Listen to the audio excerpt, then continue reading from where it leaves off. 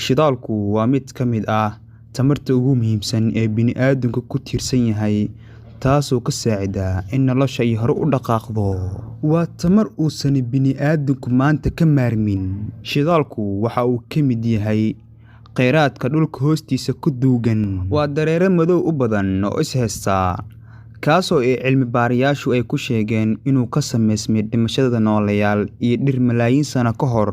Haraaga dhirta iyo nooleyaashii dhintay malaayiin sano ka hor ayaa noqotay maanta saliid aadamuhu intifaacsado. Taariikhyahanadu waxa ay qabaan in markii ugu horeysay 600 sano ka hor taariikhda miilaadiga ay Jeenuhu noqdeen dadkii ugu horeeyay ee shidaalka dhulka kala soo baxa. Laakiin taariikhda casriga ah ayaa tilmaamaya in bartamihii qarnigii 19aad la daaqaaday in shidaalka la qoto uu yahay tamar loo baahan yahay.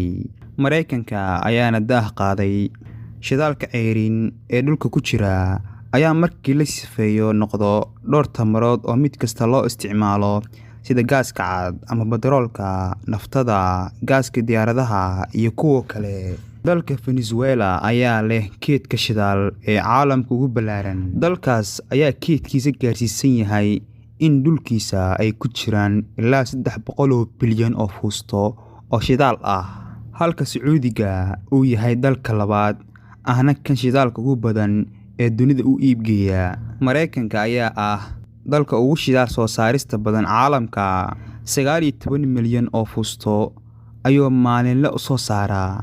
Shidaalka la'aantii baabuurta ma dhaqaaqdeen, diyaaraduhuna ma duuleen, warshaduhu ma shaqeeyeen, tamarta korontada qaybteed ma jirteen, waxyaabaha balastiga laga sameeyaa ee caagadaha iyo bacaha ugu horeeya lama hindiseen.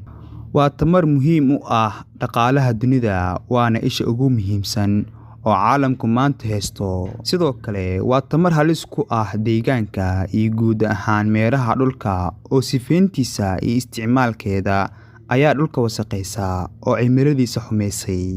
50 sano kadib waxa ay u badan tahay in shidaalka laga maarmo. Soomaaliya ayaa la sheegaa in shidaal badan xeebaheeda ay gudaha dhulkeeda ugu jiro, weli lama sahminin oo lama sheegin xaqiiqdiisa.